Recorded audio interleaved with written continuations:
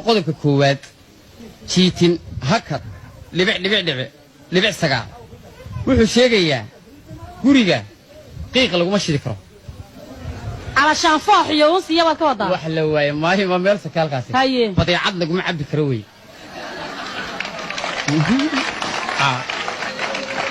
haye hayo habla soo hindi waaso hal qodaarka fadhiisto hadba huu iyaha labadii isu helan kala hudmaynaya eele waxa weeyaan hooyadii xanta way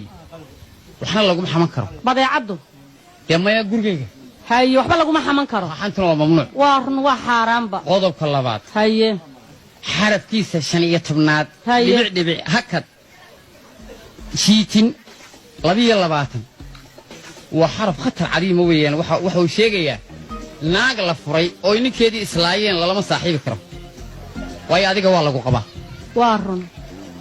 marka waxay isku laayeen baad ka baranaysaa waa run marka lama saaxiibi karo iyadana waan gart ha mid la saaxiiban lama sii saaxiibi kartid waa uu xiran yahay yacna waa haye qodobka saddexaad dhibic sagaal waa dhibic 22 weey waa dhibic 22 waad arkaysaa haye waa dhibic 22 waxa uu sheegayaa haddii iska daayo habaryartaa dhimato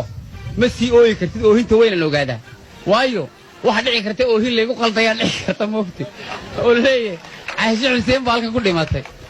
ma fahamtay marka oohinta weynan kula ogaadaa ma sii ooyi kartid mar la markaan ku imaadeed ii sheegto ayuunbaad ilaahay dhiban ka ooynaba nooma keenay haye ooyba maayne ilaahay nooma keenay saadsane laakiin way dhacdaaye oo wax dad baa ku dumay reer hore waa giro ogaanaysaa waxa reer hore ku dumo waxaan ku sheegay wasirta haweenka haye qodobka afraad jiitin dhibic 12 isna waxa uu sheegayaa ima dooni kartid oo ma oran kartid uu habsaamay saacadan maxaa helay xagu ku maqan yahay israaca ambil baan ka qaatay ka ambil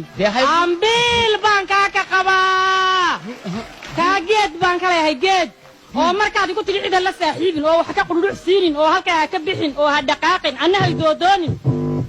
xagee laga dheelaa saaxiibka maxaa ku qayta anaad ila saaxiibta soo dhaqso aan ku doodoona waayahay anigu hawlaan soo qabsanaya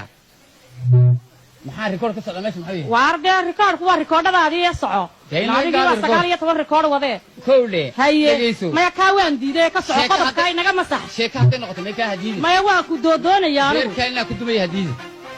qodobadan waaye hadduu reerku ku dumayo waan iska daynayaa soco haye ku dumina kale ilaale haye qodobka ugu dambeeyo weeyaan waa haye waxa weeyaan waxaan qodob ah waan soo